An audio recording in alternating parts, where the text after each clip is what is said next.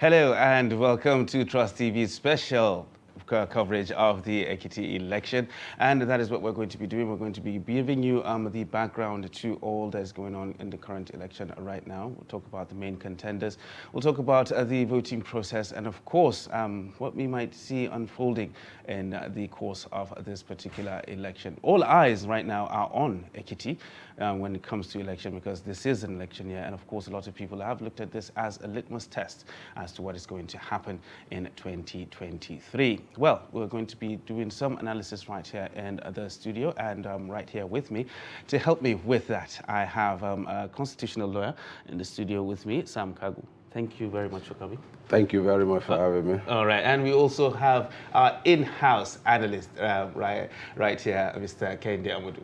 Thank you very much. All right, so it's a pleasure having you here. All right, so well, let's get straight into it now. This election has been touted by many to be a litmus test as to what to expect in 2023 from INEC, from the political parties, and even from the perspective of voters. How much of a test is this election as it is right now?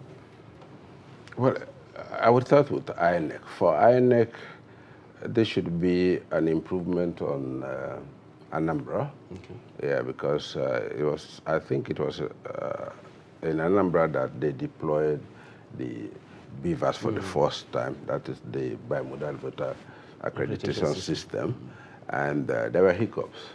But for every system in itself, I guess INEC would have by now learned from the mistakes of Anambra and would have been much more accustomed to the use of the cadres themselves. So for INEC, yes, this is a test as to how far and how serious they are in implementing the Electoral Act.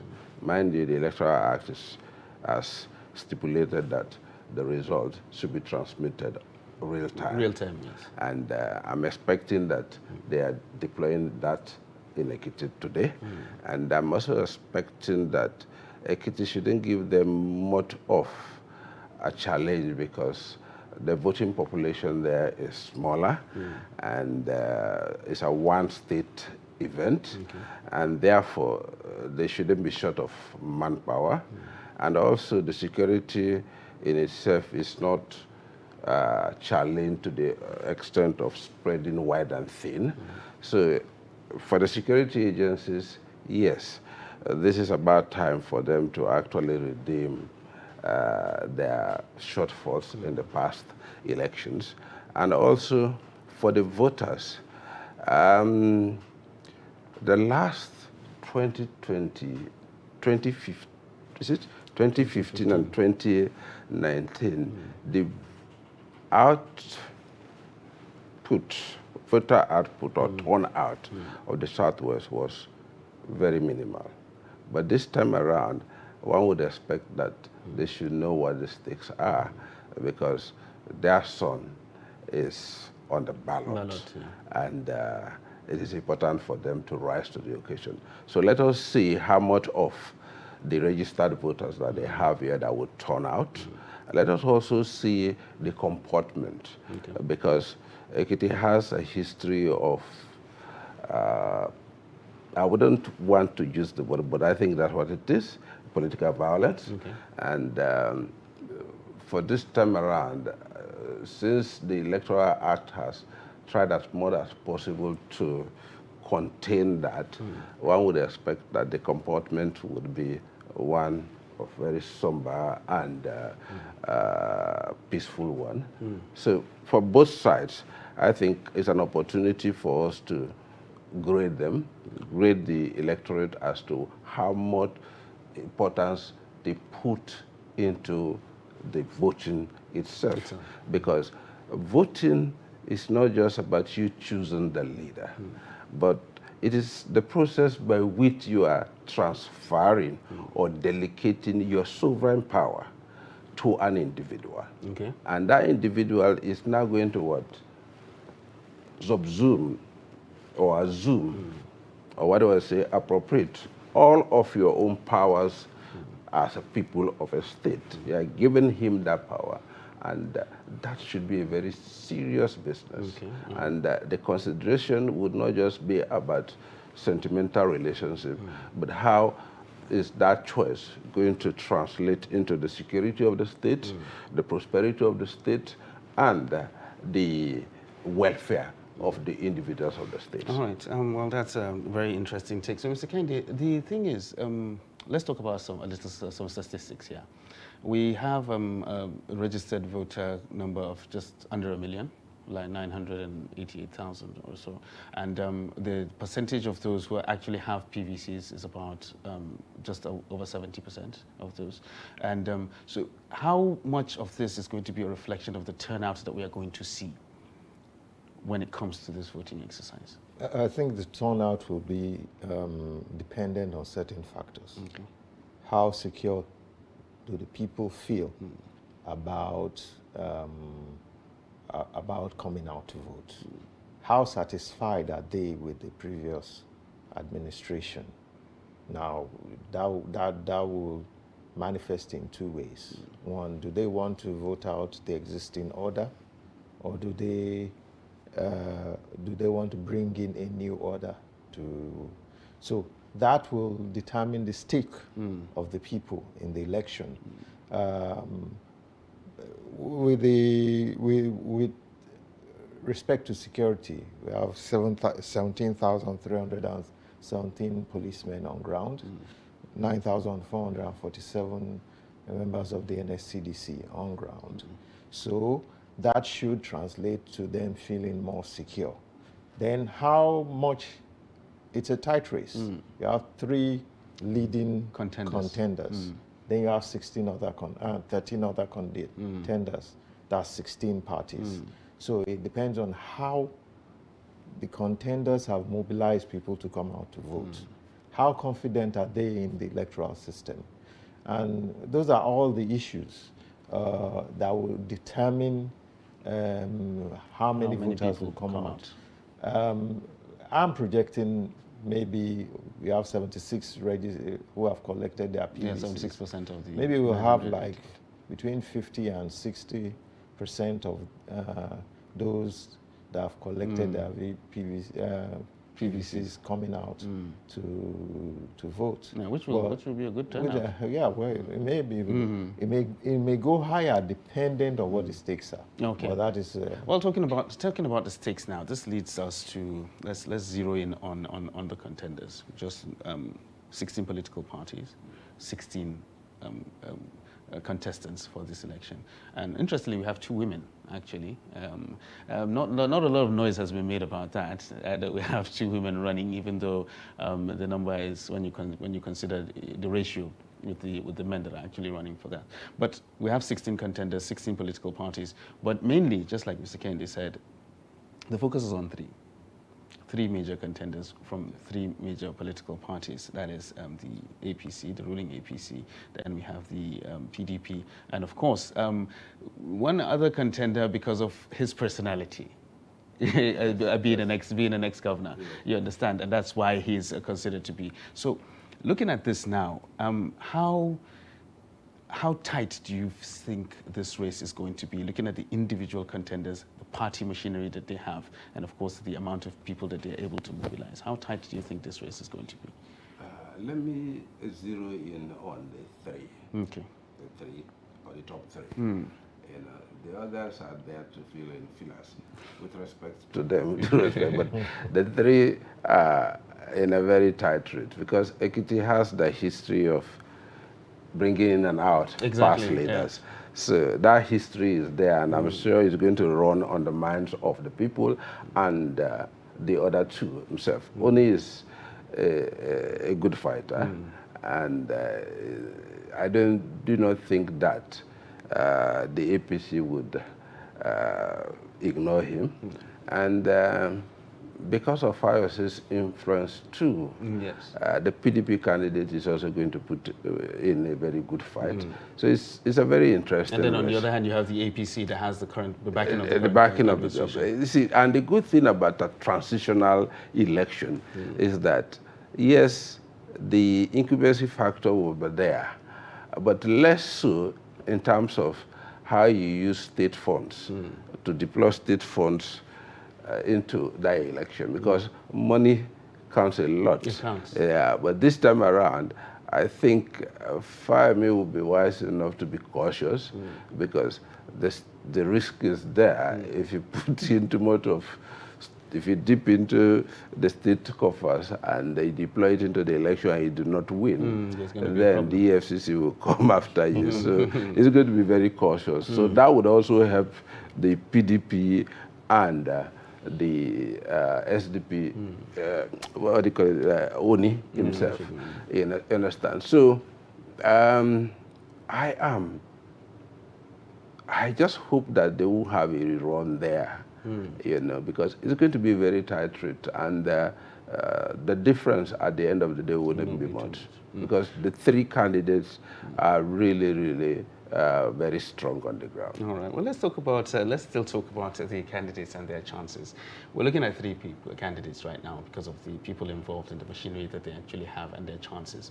But when these three gladiators go into the ring and then they fight it out, just like we pointed out, there are 13 other people that we are looking at, 13 other contenders, and some of them still feel that they're in it with a shout. Is there a possibility that those three contenders will cancel each other out, and then at the end of the day, a dark horse might emerge from one of those from one of those 13 contenders? Is there a possibility that could happen? It depends on how the votes are. Like I said, it depends on how the contenders, especially the three known contenders, mobilize their people. Coming up to this election, there's been reports of clashes between supporters of the SDP, which is Segun's party, and that of the APC, which resulted in one death. So it shows how much of a stake it is to those in contending. But you know, Segun was once a governor. Exactly. And he's been trying to come back as governor since 2010 when his mandate was cut short. So it means a lot to him that he gets back into power. And this probably might be the best chance he has to become governor in the last 12 years. Because you have the PDP candidate who is affiliated to the former governor, Fayose. Now, Fayose's strategy in point is stomach infrastructure. Exactly.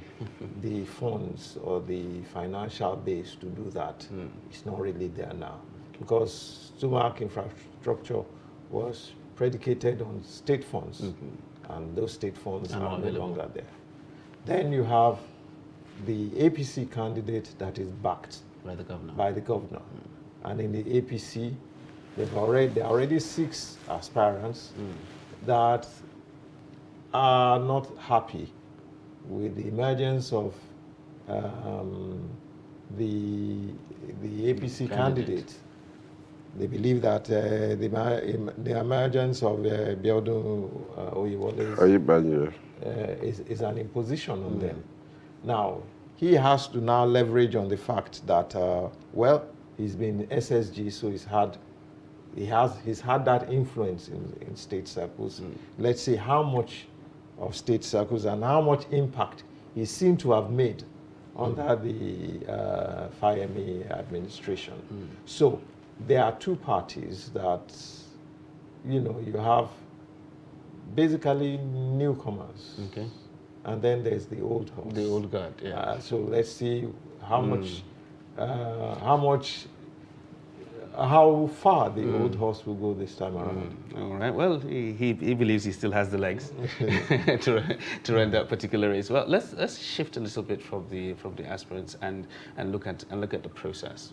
The electoral process right now, because in as much as we're looking at the contenders, we need to look at the process and INEC in itself, because it's coming under the searchlight with this election. There had been complaints about the bimodal voter accreditation system in previous elections, and well, from what we're hearing from the feelers that we're getting on ground right now, is that it's been a bit smooth so far, and of course we're hearing about results going to be transmitted in real time and all of that.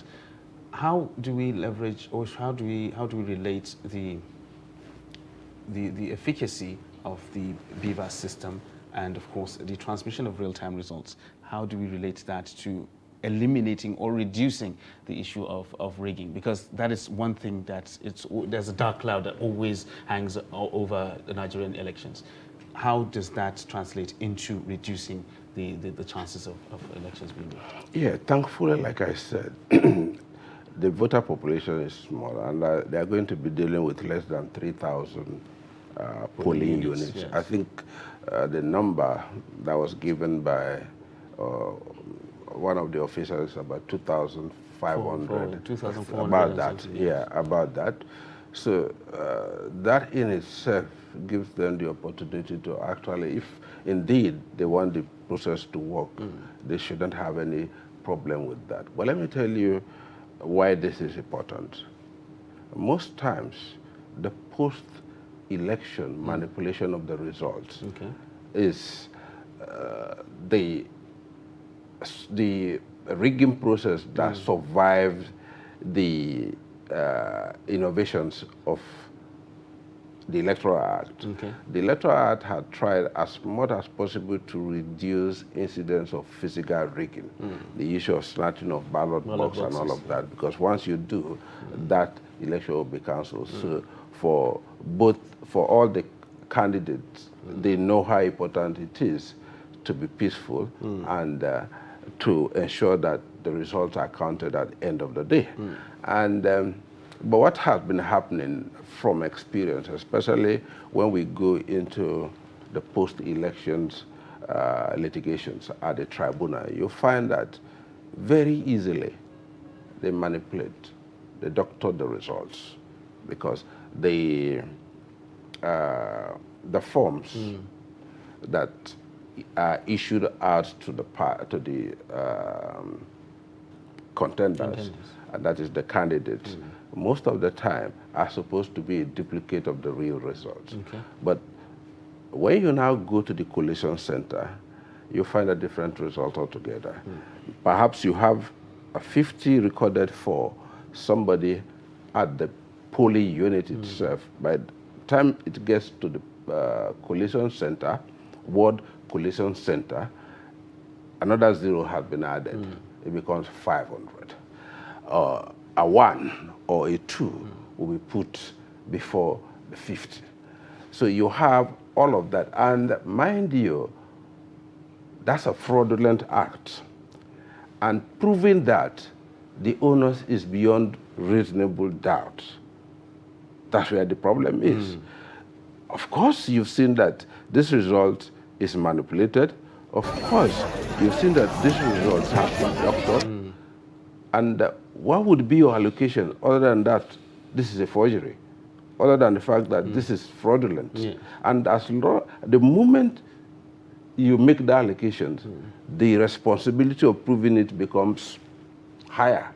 It has to be proved beyond reasonable doubt, in which case you have to give evidence of the person who did it, when and how he did it. Which is quite a tough one. But with what is happening now, assuming this system works, the real transmission of the result, and the fact that, yes, this time around, the figures by the beavers would also be an issue, so that you don't have the result at the end of the day be higher and above the accredited voters. Before now, what the law says is that you're not going to be basing overvoting on the basis of what? Accreditation. No. Overvoting is going to be based on registered voters. If there are 8,000 registered voters and you have 4,000 accredited voters, but you have a result of 600 or 6,000, you're not going to say there's been overvoting, because the law is going to go to the registered voters. So it is the register. But does that make sense? Don't ask me that question. Don't ask me that question. That was the way it was being interpreted. But this time around now, that has been eliminated. So it brings sense, and it will now answer your question to say this time around the process is making sense. You know, so there is every opportunity for us to have a free and fair election in Ekiti, and I do not think INEC has any reason not to get it right this time around. And I also think that that system itself, though not foolproof, would have at least sent the message to the gladiators that, oh, the old game is no longer applicable. Okay.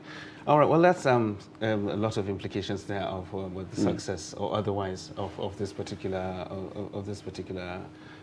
process. Well, right now we're going to go to our man on the field, Kabir Lawal. He's actually been in Ekiti and he's getting a feel of exactly what's going on. So let's hear from him right now so that he can give us an idea of the process in the Ekiti election. This is Okelele in Ado Ekiti, where the ongoing governorship election is going on. And as you can see beside me, people are already out here to cast their vote, and most of the INEC officials, when we came the first time, they were not here, but now everything is on ground to ensure the heat-free of the election. And also you can see the security are also beefed up to ensure also the conduct of the governorship election. And right here with me, I have one of the voters who has been here since the morning. And good morning, sir. Carol, sir. So what is your name, sir? My name is Gabriel Ayobami. So with this election going on, what is your own expectation? Election is go well. There's no problem, no fight, no anything. The election is going peaceful way. So what time did you come here, sir? Pardon? What time did you come here? Which time you wake up, come here? I come from Alawaye at a local government for here. This is our voters card here. So. Well, that's our man on ground there, Kabir Lawal, giving us a feel of how things are actually going. And, well, if that is anything to go by, I think everything is going on smoothly for now. And we hope the process continues. We're still talking about the process of the elections, the eventual fallout and what it might mean to political parties and, of course, INEC in general as well. So still talking about this process, and we're bringing in the BVAS system and, of course, the real-time transmission of results. If we are to say, if we have a free and fair election in Ekiti, devoid of any rancor or major rancor, anything like that, is that enough for INEC to go home and sleep and say, okay, fine, we've gotten it right now, and that's that? To some extent. Well, this is early in the day. The incidents haven't started showing up. Exactly. Most of the time, depending on where you are situated, I don't think you will have real incidents in urban areas or urban settings. Okay. Most of these incidents happen in the rural areas where probably there is a laxity in the security arrangement, or probably, you understand, the people are cowed or intimidated by the groups they know perpetuate violence. So we haven't had incidences yet. Let's hope that it continues that way. That's on the part of the people that are voting, the electorate itself. If we don't have incidents and we have a perfect election, don't forget this is an off-season election where you have the time and space to deploy like how many policemen? Over 17,000 policemen. When you are going for a general election, that number will be significantly less because you know the number of policemen will now be shared among the larger population number of states. And so INEC can't go to sleep.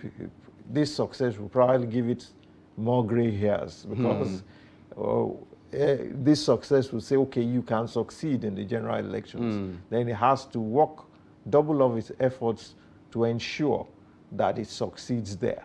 But the BVAS, if this BVAS experiment works, what INEC is saying is that the machines are more durable, then you will not have issues of batteries not being charged and all that. and then it will take lesser time to identify faces and if it works according to plan, then yeah, we have a set mood for the general elections. Okay. Well, the good thing about it is we've had Anambra, now we're having Ekiti, we're going to have Osun. We had Isoko. Isoko was the first place it was test run. Yeah, but that was a by-election for one constituency. So now we're having more and more success. Let's hope that by the time it gets to Osun, there will even be greater success. All right. So let's still let's zero in on the candidates once again. Let's look at the contest itself. I alluded to the fact that we had 2 women as part of the 16 contenders for the election. Not much noise has been made about that, even though a lot of noise has been made behind the scenes when it comes to women involvement in politics, giving them quotas and all that. Is this a significant enough number to say that, okay, fine, women are gradually coming into the fold? I mean, like 2 out of 16? I do not think so. 2 out of 16, would it translate to 20%? No. And we're talking about a minimum of 30%. So I think the number is small, but no matter how small it is, say half a loaf is better than nothing. Yeah. So it's good that they are getting involved in the process, because if you watch your clip there, you find that the people that were shown there were mostly women, and that number that we saw there was a very sizable number. So if there comes a time when the women will be able to relate their gender aspirations to what they do at voting seasons, I think the tide would change. But for now, I think there is still that general perception that election and electioneering is a male thing. And that set mind has to do with what is happening here. And also, electioneering is a very brawny process. It's not just energy sapping, but physically engaging. Physically engaging and mentally engaging. And many of the women are family keepers. The women in this part of the world are the managers of the family, and it is given that the management of the home is for the woman. I do not know where we got that one from, but that's the culture and that's the end thing. So for you to have some of them sacrificing their home responsibility for this brawny process, it's a courageous thing, and I would hope that with time, things would change for the better. We'll see more numbers. But coming back to the stakes of what is happening in Ekiti, you should know that APC cannot and should not afford to lose any of those states, because there is that perception that if they have the bulk votes in the southwest, they should be able to do well at the center.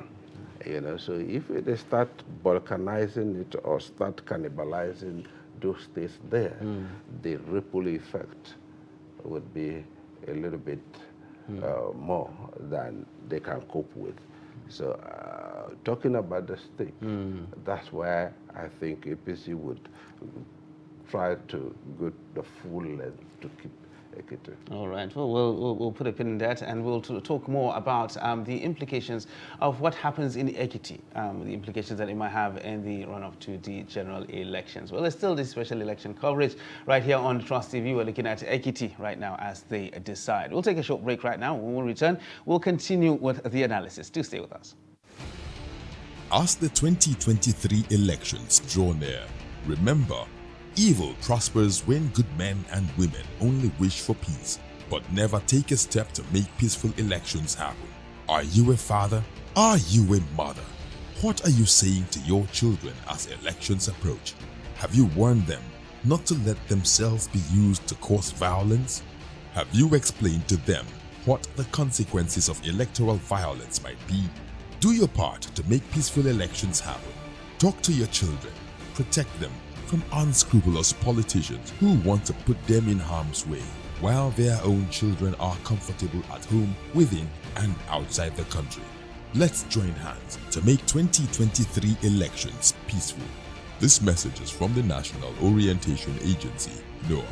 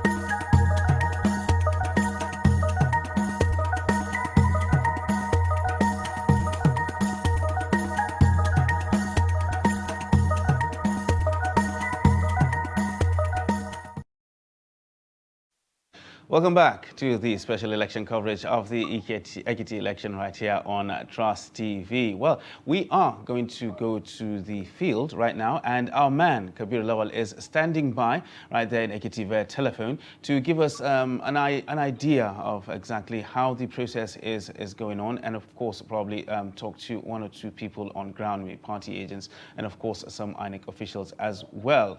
Kabiru. Yes. Good afternoon. Good afternoon. So how are things going down there?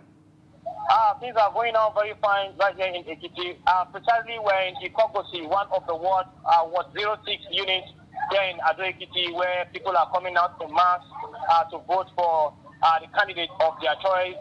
And we also have here, we have the INEC observer, and also we have the party agents. We are all gathered here.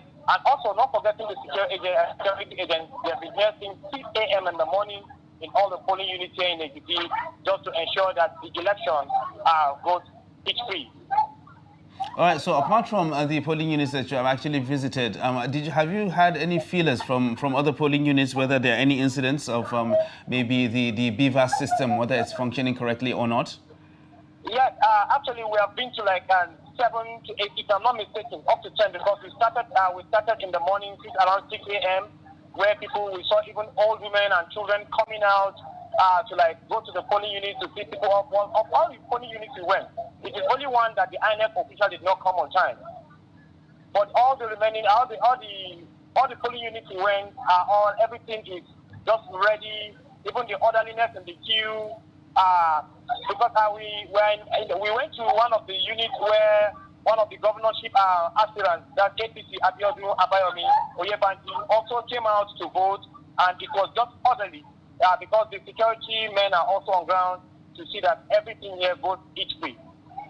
All right, so the accreditation, the BVAS system, we've actually had issues with it before. Have there been any incidents of the machinery actually failing or anything like that? No. Actually, the machine here, today, the machine has not malfunctioned. And even right now, I'm together with some of the INEP officials who are right there. They are even hearing us right now. They had you and he shook his head. He was happy because he has been expecting that portion. Actually, the machine and everything has been going pitch-free and nothing else. Maybe later it will crop up, but for now, nothing has cropped up. That the machine has not malfunctioned and everything is going on pitch-free. All right. So before we let you go, KB, you are there and you've spoken to some of the party agents that are actually there. How satisfied are they with the process as it's going on right now? Are there any rumblings? Yes, there's nothing going on right now, except we have one of the party agents right here. We have had an interview with him the other time, who is in the polling unit. He told me he has been satisfied with the level of voters, that people are coming and they are observing the ethics of INEC ethics of electioneering. And in fact, he told me that this is one of the best times he has come here as a party agent to see what is happening, and he is so satisfied with what is happening. And also we have the INEC commissioner, who is right here, the domestic election observer, who is also standing right here with me, and we have talked to him when we came here in the morning, before we come out again to meet him because of the live call. So he told us too that he didn't even express any displeasure on the election so far, that he has been happy that everything is going free. And in fact, in this polling unit we are right now, they are about running up. There are just like 6 to 7 people right there still at the polling unit about to cast their vote. All right, so finally now, let me just ask you about this. The real-time transmission of election results. The real-time transmission of election results, how ready is INEC to actually do that? And is everything in place to make sure that that actually happens? Because that's something that we're quite looking forward to. Yes, actually, INEC they have lived up to standard. They have lived up to standard. Even the people we spoke to in the morning, both the electorate and the party agencies, they were like, yes, the INEC this time around, yes, they are up to date, because they even came out here, I think, around 7:30 to 8 when people have not even started coming. So I think that will give them a plus. And that enough gave the nod for electorates to come out and also cast their vote en masse. And for the INEC people, we asked one of them the other time, even if he didn't talk to us on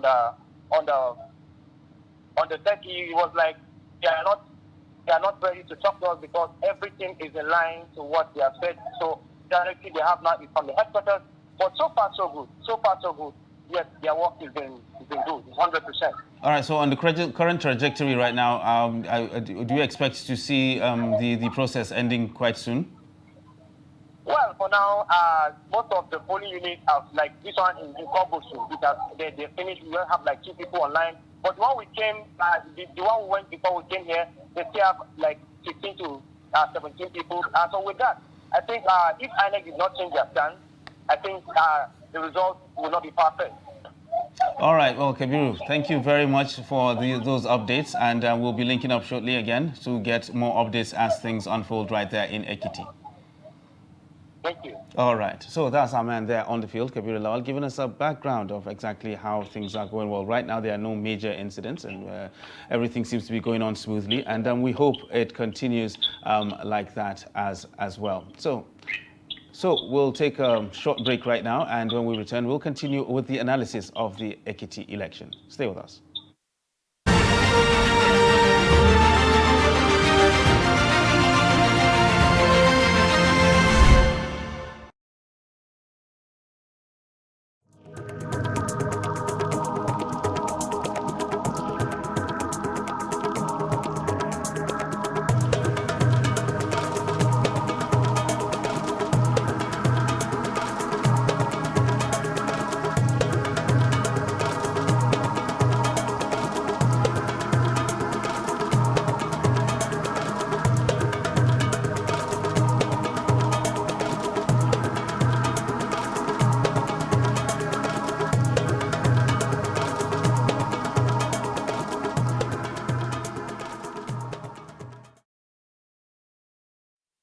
Welcome back to the special coverage of the Ekiti election right here on Trust TV. We just heard from our man on the ground exactly how the process is going there. There are no major incidents and everything seems to be going smoothly. I think this is good news for INEC, Mr. Kendi. Yes, it is good news for INEC.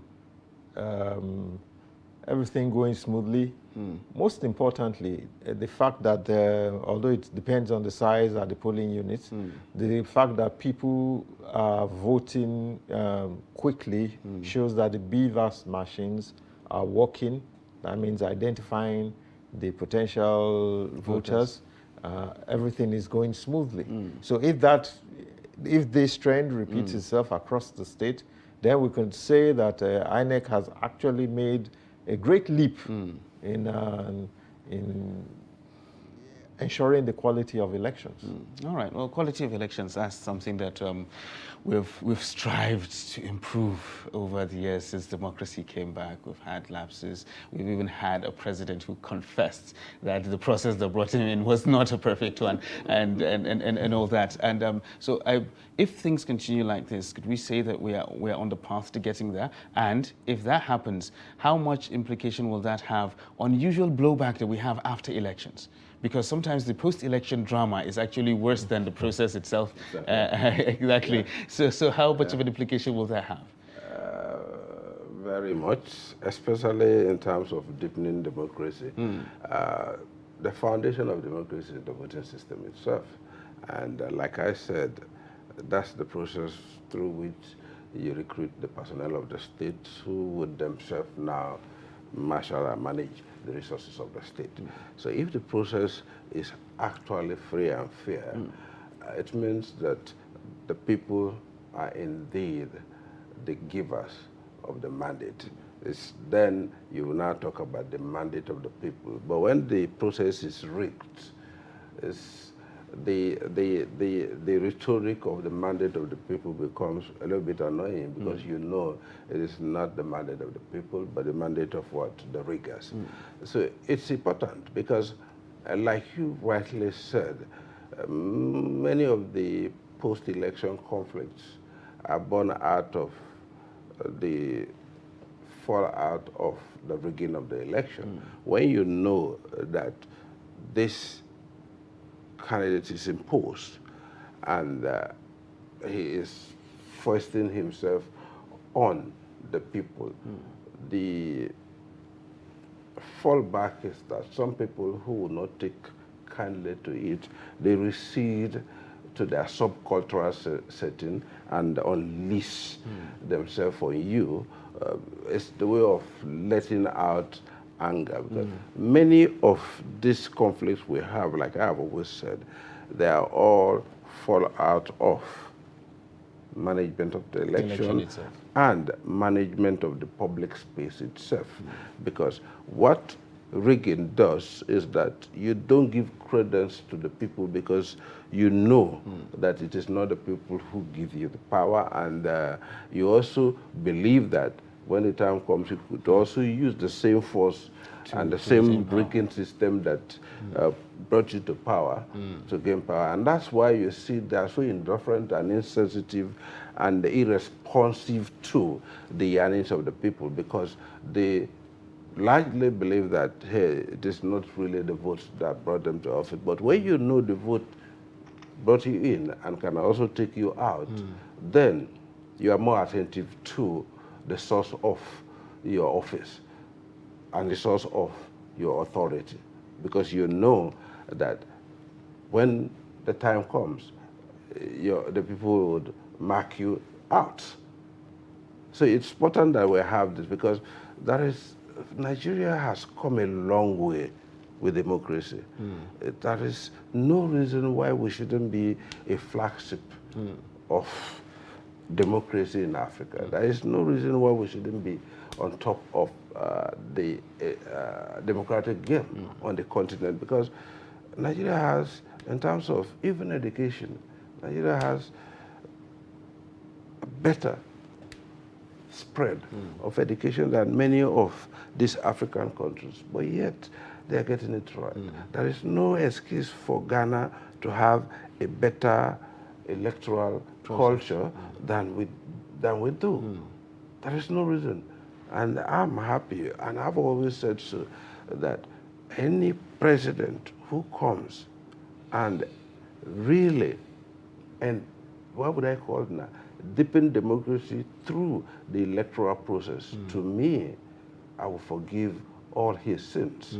Because that is the only way we can get public functionaries to deliver on their responsibilities. So it's not just on the implication that it might have on for democracy, it's governance itself. It's governance itself, because you see, if the people who are governors or who are sitting on top of the public delivery systems, you understand, and public authorities, public institutions, know the importance of the vote, know that no matter what they do, at the end of the day, the people, they will meet the people at the vote, at the polling units, then they'll be respectful of the people and they'll be considerate. But look at what is happening across the states. Look at the licentious nature of public officers. Look at how disdainful they are to the public. And that has to do with the fact that they do not really believe that power belongs to the people. They believe that it's their pocket that gives them the power. And that's why they respect their pockets more than they respect the people. But by the time we now have a free and fair election in Ekiti, and the results brings out a winning candidate, then the political measurement would be near clearer to say, because of this, there is no way you're going to mark Foemi outside his success at the poll here. If he succeeds here and the election is free and fair, then I am going to go home with the fact that, by and large, he did well for the people of the state.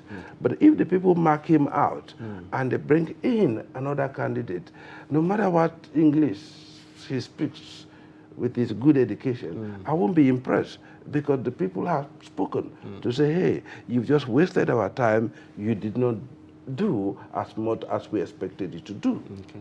All right, well, let's look at it from this perspective now. So far, so good in the Ekiti election right now. INEC has gotten a lot of things right, we believe. But there was a heavy deployment of INEC officials, electoral commissioners, and all that. Could that have had an impact on how smoothly this election is running? And if that is the case, if we can actually tie this success to that deployment of electoral commissioners that we have in Ekiti right now, what kind of implication will that have in the general election when you can't deploy those amount of commissioners to that particular place? Well, I think that first and foremost, what has made this work might not be particularly the heavy deployment of INEC officials. But because if you deploy a lot of people and the systems are not in place and the systems are not perfect, then you're just deploying people. But if you deploy people and the systems are working, then you know that they can replicate that success. Now, I also think that since this is a test case, the number of INEC officials deployed to the states are those that are going to understudy the system so that they can replicate it in future elections. So I don't have a problem with the number of INEC officials deployed. What I have a problem with is the number of security personnel deployed, because you can't, no matter what, you can't replicate that number when it comes to the general elections. And so I don't think they are understudying to replicate better security in the... So what I believe is that an adequate number, like you have 30 senior police officers in Ekiti State.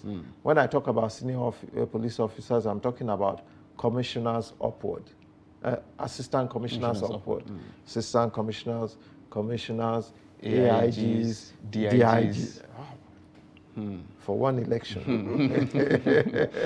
It's an overkill. It's an overkill. You understand? I hope, and I want to believe that I want to believe that the deployment of that number of security personnel is not going to give one party undue advantage over the other. I just want to believe that. Okay. Well, let's talking about parties getting advantages. I mean, like, we'll be remiss if we don't discuss the relationship between the Ekiti election and, of course, the general election. One of the major contenders for the presidency is actually from the southwest. Yeah. If perchance now, because we've talked about a lot of factors that might influence this particular election and how close it's going to be, if perchance the ruling party loses the election in Ekiti, how much of an implication will that be on the general election and, of course, the chances of their candidate, who seem to be a juggernaut when it comes to politics in the southwest? The effect, the multiplier effect, will be very devastating for the party, because the message that would be sent is that that cohesion, or that belief that Jagaban has his hands on the entire states of the southwest, will be demystified. And it will also give the other contenders the impetus to wage in, because that will be a crack. And most of the time, you sip through those cracks to get to other places. So it's a very important election for the APC, because, like, if this is the only time I could even use the word, it's a test, you know, what you call a litmus test for what is to come in 2023. I remember when APC lost Ekiti, the same Ekiti, to Fayose, and that was the Osun election. I wrote an article then in my column, say, lose Osun State and lose the general election, because the message will be sent. And mind you, the general voting population is also usually egged on by confidence. The confidence and the belief that I'm doing what others are doing matters a lot in the election. And that is why results, when results start coming from one end and they filter into lines that are still voting, they have a way of turning around fortunes. So it matters a lot for APC to ensure that they keep Ekiti. And for Fayemi himself, to mind you, he was also an aspirant to the 11th hour when he now, so it's also going to be a test for that aspiration, whether it was a joke or not. It could be seen by the results here. So if you lose, the question will be, what were you even doing there? You just wasted it because you could not even hold on to your own state. So, and it matters. I say charity must always begin at home. I would even say it must be resident. And when I say resident, that means it should only travel to other places and return back home. And so it's a very serious test for them. All right, very serious test indeed. One of the, during this election period, when things started with all the primaries and internal democracy and all the ramblings that were going on, one of the main themes that actually came out is money politics. Money wins elections. Yes, we know elections, if you don't have a war chest, you can't win elections, but it's the brazenness of how money played a big role in a lot of these processes was alarming. It was in your face, that sort of thing. Have we seen it come into play here? I think when you talk about money politics, when it comes to elections proper, not when we're talking about primaries or internal party politics, it manifests in a different dimension. Like the APC now will have to have agents in each and every polling units. So when you're talking about money politics when it comes to elections, it depends on how many agents you'll be able to mobilize. Now, some of these small parties may not even be able to afford, because you're going to pay each of the agents for the day, for the full day spent at the polling units, may not even be able to mobilize agents to every polling unit. And that is what determines the strengths of what happens because if you don't have an election watching over your interests, they take decisions there, and you're just a witness. Also, when we talk about money politics, most of the arrangements that have to do with money, whether it is paying off people for votes, and it would have been concluded by last night. Nobody is bringing money to the polling units. So all the ward meetings, all the local government meetings would have been concluded by last night. All right. Well, let's hope that as things are going on smoothly right now in Ekiti, they continue to go on as well. And we will do our bit by being here and giving you the analysis, giving you the minute-by-minute account of whatever goes on there, so that we can ensure that we have a smooth electioneering process. I'd like to thank my guests for coming into the studio this afternoon, and this has been a pleasure having you, and we do appreciate your analysis this afternoon. Thank you very much. All right, so this is where we draw the curtains on this segment of our coverage of the Ekiti election right now, but we will keep you abreast of every major happening that goes on there right here on Trust TV. I am Ibrahim Yusuf. Thanks for staying with us.